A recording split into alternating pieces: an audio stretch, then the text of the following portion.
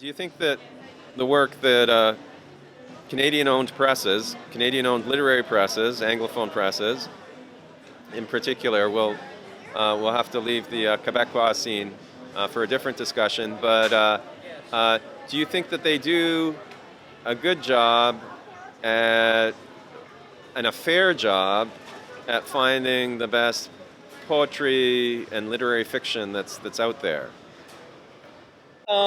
I think they do a fair job of publishing what they think is the best, what appeals to their individual predilections.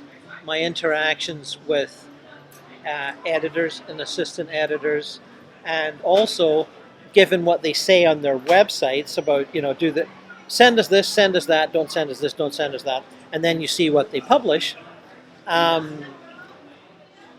Even with the small presses, who are definitely interested in publishing quality literature of various kinds, and by kinds I say some small presses favor, let's be polite, young people.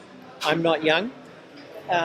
There's been accusations of ageism. I'm not sure if they're accurate, but there have been. I'm not saying that right now. Some presses definitely favor women authors, no question about that. And they seem to feel that we're favoring women authors because historically they've been underrepresented, and the same with Native authors. And that only makes sense to, how shall I say, Europeanized or white Canadians if they're successful. People like myself and many others who exist as bottom feeders and have done for 20 or 30 years, we don't feel that small presses have favored us in any way at all.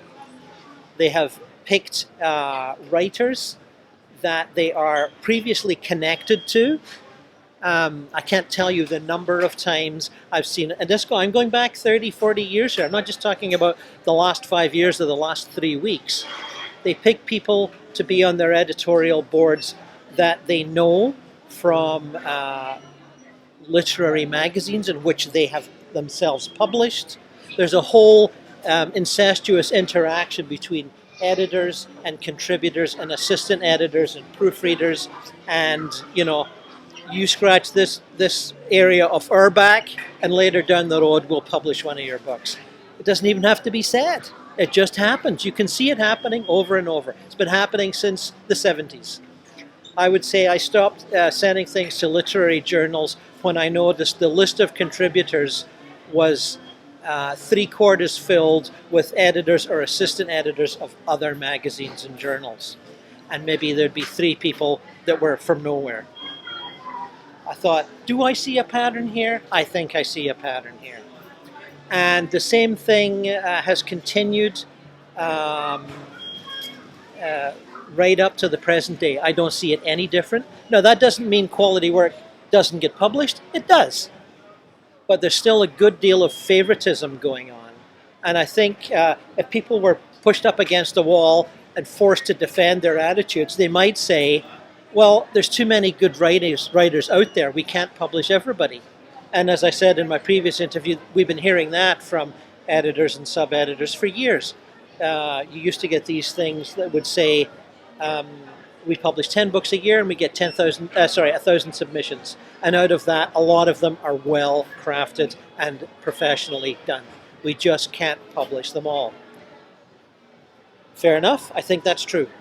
But at the same time, what they wind up publishing tends to be based on of the 30 or 40% of well-crafted manuscripts they get, the ones they publish are ones that where they already have an established either social or professional relationship with the writer.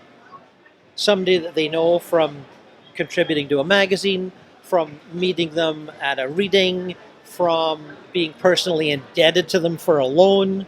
I've heard all these stories. Believe me, it happens. A lot of things people don't like to talk about. There's also the more negative side, people that won't publish, and again, you'll never hear this mentioned. I'm probably the first guy that's going to say this. People that won't publish Jews because they don't like them. People that are not so keen on Catholics. People who will say to you when reading a review, I've seen this of Philip Marchand, and he's a fine writer. I'm not complaining about him. People will say, well, he's got that point of view. Well, you know, he's a Catholic, don't you?